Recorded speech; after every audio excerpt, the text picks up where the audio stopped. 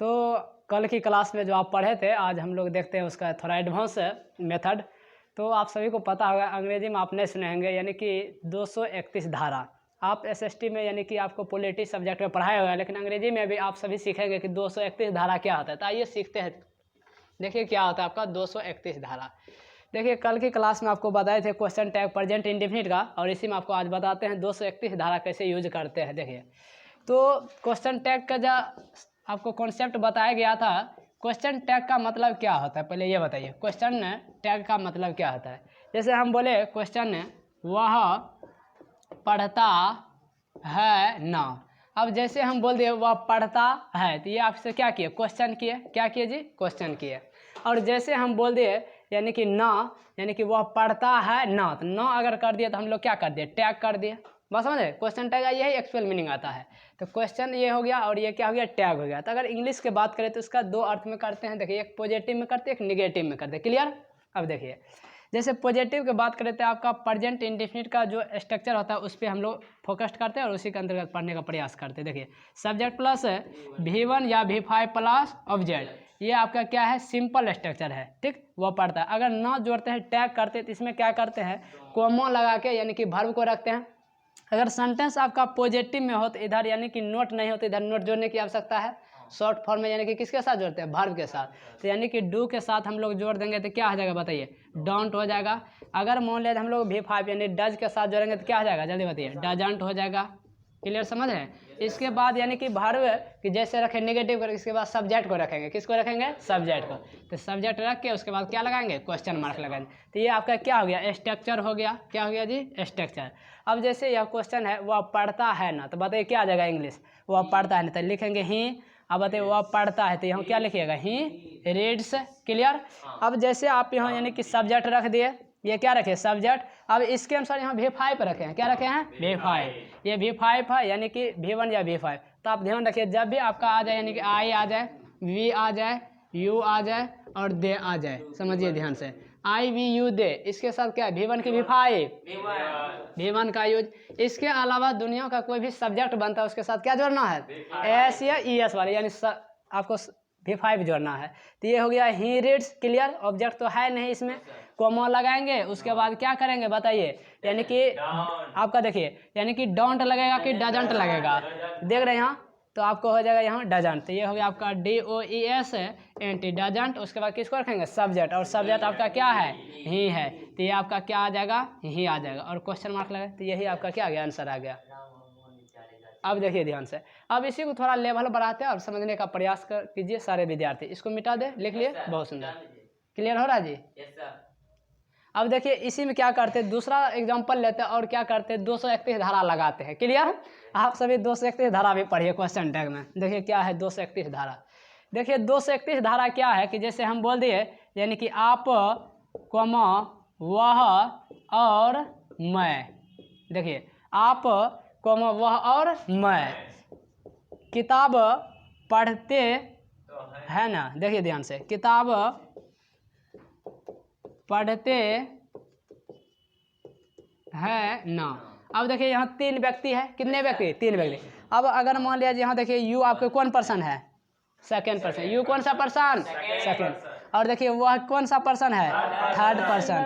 और देखिए ये आपका क्या है? आई कौन पर्सन? First person. अब देखिए यहाँ आपका आ गया यानी कि 231। देखिए मिल रहा है कि नहीं? 231। तो कहीं कोई दिक्कत नहीं है अंग्रेजी करने में, तो आराम से यानी कि 231 है तो इसी सूत्र पर अंग्रेजी लिखेंगे। तो यू, कॉमा क्या आ जाएगा? ही एंड आई। अब देखिए इसके बाद हम लोग क्या रखेंगे? जल्दी बताइए, यानी कि जल्दी बोलिए। पहले यहाँ तक ये सब के सब अभी आपका सब्जेक्ट है। क्या है बालक? सब्जेक्ट है। तो हमको क्या चाहिए? V1 या V5? क्या चाहिए? V1 या V5? तो बताइए V1 या V5 देंगे तो बताइए हम क्या लिखेंगे? जल्दी बोलिए। V1 या V5। चूंकि ये सब्जेक्ट है तो ये क्या है आपका? प्लुरल है। क्या है? प्लुरल। तो यानी कि सब्जेक्ट प्लुरल तो वर्ब भी प्लुरल चाहिए। तो वर्ब यानी कि V1 जन्म से होता ही है, प्लुरल होता है। तो बताइए इसके साथ क्या लिखेंगे? रीड की रीड्स, रीड आ जाएगा। तो यहाँ भर दिया। आप क्या चाहिए? रीड। अब ऑब्जेक्ट चाहिए। ऑब्जेक्ट आपका क्या है? किताब। तो किताब के लिए क्या लिखेंगे? A book. चूंकि किताब को हम दिन गिन पाएंगे अगर कॉमन नाउन है तो कॉमन नाउन के साथ 90% आर्टिकल एन का प्रयोग करते हैं। अब देखिए यहाँ तक आ गया तो कॉमन लगाएंगे, किसको दिक्कत? जैसे कॉमन लगाएंगे उसके बाद यानी कि सब्जेक्ट मेरा पॉजिटिव में है, नोट नहीं है तो नोट जोड़ेंगे वर्ब के साथ। तो बताइए आपका डोंट होगा कि डजंट होगा? जल्दी बोलिए। तो डोंट। एकदम बहुत सुंदर तैयारी है सारे विद्यार्थी का, ऑनलाइन वाले की भी बच्चे का तैयारी जबरदस्त है, देख रहे हैं। तो आपका हो जाएगा यहाँ क्या चीज़? डोंट। उसके बाद देखिए डोंट अगर कर दिए DONT डोंट। अब उसके बाद जो है यहाँ देखिए एक चीज़ समझिए, अब यहाँ यू ही एंड आई है तो ये तीनों का आपको सब्जेक्ट रखना पड़ेगा, सब्जेक्ट तो हो जाएगा। तो यहाँ आपका यानी कि क्या आ जाएगा? जल्दी बोलिए।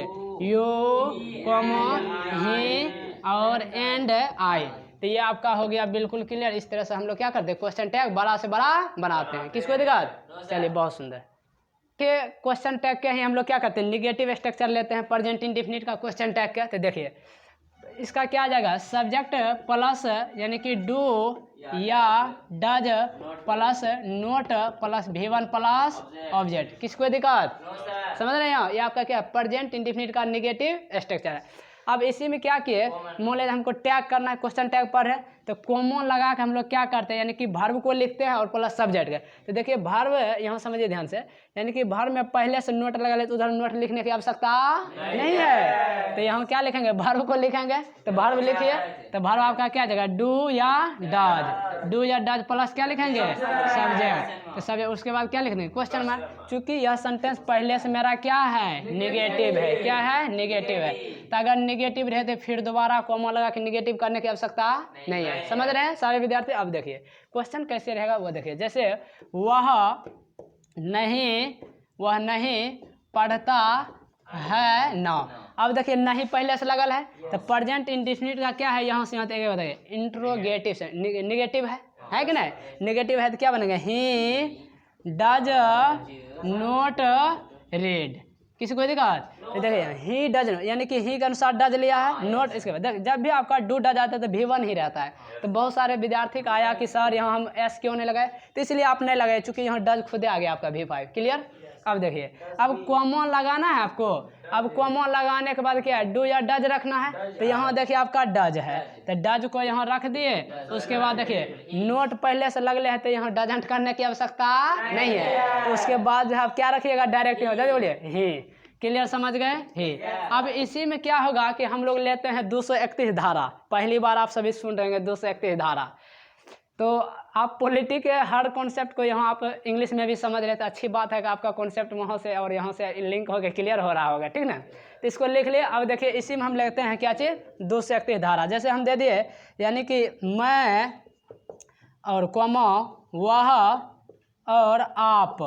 देखिए समझिए मैं कॉमा वह और आप किताब नहीं पढ़ते हैं ना। अब देखिए क्या बोल दिया हम, समझिए ध्यान से। यानी कि इसमें भी क्वेश्चन मार्क लगाना है, सब में लगा क्वेश्चन टैग। देखिए वह कॉमा, देखिए मैं कॉमा वह और आप, यहाँ आप जोड़िए। आप जोड़िए, लिख लीजिए, सही कर लीजिए, कोई दिक्कत नहीं है। आप देखिए क्वेश्चन क्या है आपके सामने? क्वेश्चन है मैं कॉमा वह और आप किताब नहीं पढ़ते हैं ना। यानी कि 3 व्यक्ति है। कितने व्यक्ति? 3 व्यक्ति। तो जब 3 व्यक्ति है और यहाँ नोट पहले से जुटा हुआ तो negative question tag present indefinite यहाँ समझ गए ता है ती है। तो ता है ती है तो यहाँ ना लगल है तो क्वेश्चन टैग प्रेजेंट इंडेफिनिट का आखिर क्वेश्चन टैग है। अब देखिए 3 व्यक्ति है तो ये बताइए यहाँ आपका कौन सा पर्सन है? ये बताइए फर्स्ट पर्सन। अब यहाँ आपका कौन सा पर्सन है? ये आपका थर्ड पर्सन है। यहाँ आपका कौन सा पर्सन है? Second person. तो यानी सूत्र आपको बताया गया है, आप सभी पढ़े हैं, अभी आपको जस्ट बताए थे। यानी कि 231 धारा। कितने धारा? 231। तो क्या आपका यहाँ 231 सिस्टमेटिक ढंग से मिल रहा है? क्रमबद्ध नहीं मिल। तो नहीं मिल रहा तो हिंदी में उल्टा पुल्टा है तो आपको इंग्लिश में सीधा करना है। तो जो टेढ़ रहता है उसको सीधा करते हैं कि नहीं? एक विद्यार्थियों बहुत सारे टेढ़ निकाल देते, उसको आप समझाते हैं, यानी अच्छा विचार देकर उसको कहते पढ़ो ऐसे अंग्रेजी तो सीधा हो जाता है। उस तरह से ये हिंदी टेढ़ है, इसको क्या करना है? सीधा। तो सीधा जब कीजिएगा तो 231 के रूल लगाइएगा धारा तो अपने सीधा हो जाएगा, ठीक ना? तो लगाइए 231। तो 2 यहाँ चला आएगा आपका, तो यानी क्या हो जाएगा? यू। उसके बाद 3 लाना है, 3 यहाँ हो गया आपका कॉमा लगा के ही और एंड क्या जोड़ना है जल्दी बताइए, आई।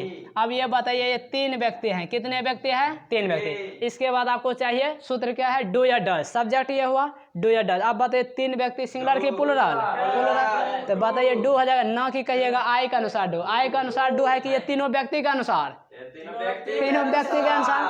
तो यहाँ आपको भरना पड़ेगा डू।